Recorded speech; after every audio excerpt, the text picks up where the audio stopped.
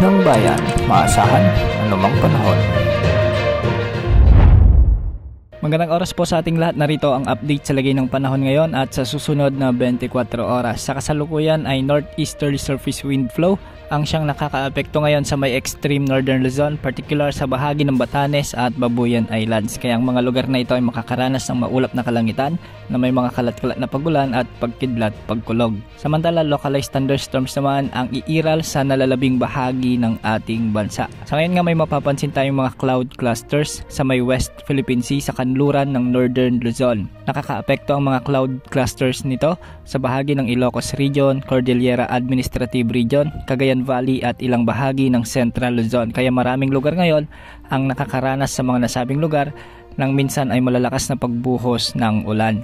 May mga thunderstorms din na inaasahan sa bahagi ng Metro Manila, sa ilang bahagi ng Calabarzon at sa may Mindoro provinces. Magiging maulap hanggang sa maulap rin ang mga kalangitan sa bahagi ng Bicol Region at may mga ilang kalat-kalat na malalakas na pag-ulan lalo na sa northern part ng Bicol Region at southern portion ng Quezon Province. Sa Visayas, asahan naman ang maulap na kalangitan na minsan ay may malalakas na pagbuhos ng ulan sa may western Visayas at sa ilang bahagi ng Negros Island Region, sa may southern Cebu at sa may eastern part ng Visayas. Ngunit sa mga susunod na oras ay posibleng magkaroon ng mga thunderstorms lalo na sa southern at northern portions ng Palawan.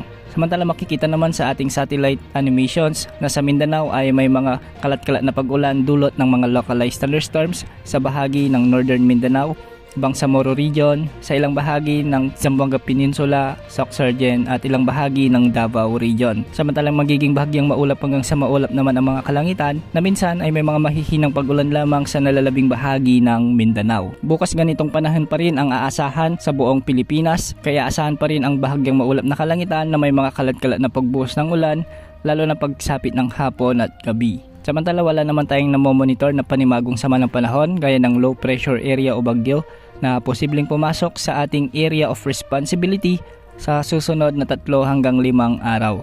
Wala rin ngayong nakataas na gale warning sa anumang bahagi ng ating karagatan, kaya malaya ang ating mga kababayang mangingisda na pumalaot sa anumang bahagi ng ating baybayin. Yan ang update sa lagay ng ating panahon.